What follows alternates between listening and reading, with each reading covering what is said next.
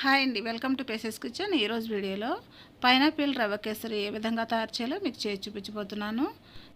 మరి మనం ఎప్పుడు చేసుకునే రవ్వ కేసరిని కాకుండా రవ్వ కేసరిలో పైనాపిల్ వేసుకొని చేసుకుంటే చాలా టేస్టీగా ఉంటుందండి.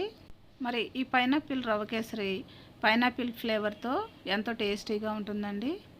మరి ఈ పైనాపిల్ రవ్వ కేసరిని ఏ విధంగా తయారు చేయాలో దీని ప్రాసెస్ ఏంటో ఈ వీడియోలోకి వెళ్ళి చూసేయండి. ముందుగా ఒక ప్యాన్ తీసుకొని 2 టేబుల్ స్పూన్ల వరకు నెయ్యి వేసుకోవాలి. ఇప్పుడు ఈ నెయ్యి హీట్ ఎక్కిన తర్వాత 2 టేబుల్ స్పూన్ల వరకు జీడిపప్పు, 2 టేబుల్ స్పూన్ల వరకు కిస్మిస్ వేసుకొని ఇవి కొంచెం రంగు మారేంత వరకు ఫ్రై చేసుకోవాలి. ఇప్పుడు ఇవి ఫ్రై అయినాయండి. ఇప్పుడు వీటిని ఒక బౌల్లోకి తీసేసుకుందాం. ఇప్పుడు ఇదే నెయ్యిలో 1/2 కప్పు వరకు ఉప్మా రవ్వ వేసుకోవాలి. దీన్నే సెమోలినా సూజీ అని కూడా అంటారండి. ఇప్పుడు ఈ ఉప్మా రవ్వని లో ఫ్లేమ్లో 1 నిమిషం సేపు వేయించుకోవాలి. ఉప్మా రవ్వ రంగు మారకూడదండి. ఇప్పుడు ఈ ఉప్మా రవ్వని 1 నిమిషం సేపు వేయించుకున్న తర్వాత ఇప్పుడు దీన్ని పక్కన పెట్టేసుకుందాం. ఇప్పుడు అదే ప్యాన్లో 2 టీ స్పూన్ల వరకు నెయ్యి వేసుకోవాలి.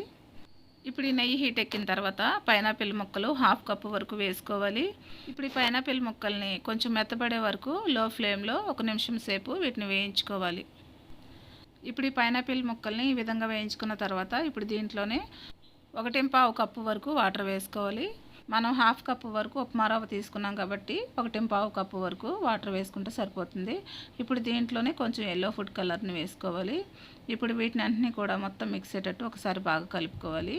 ఇప్పుడు దీని మీద మూత పెట్టుకొని ఇప్పుడు ఈ వాటర్ని రోలింగ్ బాయిల్ అయ్యేంత వరకు మరిగించుకోవాలి. ఇప్పుడు ఈ వాటర్ రోలింగ్ బాయిల్ అయ్యి బాగా మరిగిందండి. ఇప్పుడు దీంట్లోనే మనం ముందుగా వేయించి పెట్టుకున్న ఉప్మా రవ్వని దీంట్లో వేసుకొని బాగా మిక్స్ అయ్యేటట్టు బాగా కలుపుకోవాలి. ఇప్పుడు ఈ ఉప్మా రవ్వని గడ్డలు లేకుండా 1 నిమిషం సేపు లో ఫ్లేమ్లో కలుపుకోవాలి. ఇప్పుడు ఈ పైనాపిల్ రవ్వ కేసరిని 2 నిమిషాలు లో ఫ్లేమ్లో కుక్ చేసుకోవాలి.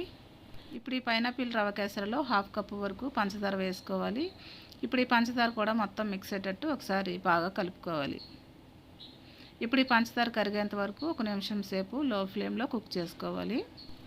ఇప్పుడు ఈ పైనాపిల్ రవ్వ కేసరిని ఈ విధంగా కుక్ చేసుకున్న తర్వాత ఇప్పుడు దీంట్లోనే 2 టేబుల్ స్పూన్ల వరకు నెయ్యి వేసుకోవాలి. ఇప్పుడు ఈ నెయ్యి కూడా మొత్తం మిక్స్ అయ్యేటట్టు ఒకసారి బాగా కలుపుకోవాలి. ఇప్పుడు ఈ నెయ్యిని ఈ విధంగా కలుపుకున్న తర్వాత మనం ముందుగా ఫ్రై చేసి పెట్టుకున్న డ్రై ఫ్రూట్స్ని ఈ పైనాపిల్ రవ్వ కేసరిలో వేసుకొని ఇప్పుడు ఈ డ్రై ఫ్రూట్స్ మొత్తం మిక్స్ అయ్యేటట్టు ఒకసారి బాగా కలుపుకోవాలి. అంతేనండి, పైనాపిల్ రవ్వ కేసరి రెడీ అయిపోయింది. ఇప్పుడు స్టవ్ ఆఫ్ చేసుకొని ఇప్పుడు ఈ పైనాపిల్ రవ్వ కేసరిని 2 నిమిషాలు పక్కన పెట్టుకొని చల్లారనివ్వాలి. ఇప్పుడు ఈ పైనాపిల్ రవ్వ కేసరిని కొంచెం చల్లారిన తర్వాత సర్వ్ చేసుకోవడమేనండి. మరి ఎంతో ఈజీగా టేస్టీగా ఈ పైనాపిల్ రవ్వ కేసరిని తయారు చేయడం చూసారు కదా. మరి ఈ పైనాపిల్ రవ్వ కేసరిని అతి తక్కువ టైంలో ఎంతో ఈజీగా తయారు చేసుకోవచ్చండి. మరి ఈ పైనాపిల్ రవ్వ కేసరి పైనాపిల్ ఫ్లేవర్తో ఎంతో టేస్టీగా ఉంటుందండి. మరి ఎంతో టేస్టీగా ఉండే ఈ పైనాపిల్ రవ్వ కేసరిని మీరు కూడా ఇంట్లో ప్రిపేర్ చేసుకొని ఏ విధంగా వచ్చిందో నాకు కమెంట్ చేయండి. మరి నేను పెట్టే ప్రతి వీడియో మీకు ముందుగానే నోటిఫికేషన్ అందాలంటే ఇప్పుడే సబ్స్క్రైబ్ చేసుకొని బెల్ బటన్ ఆన్లో ఉంచుకోండి. Thanks for watching.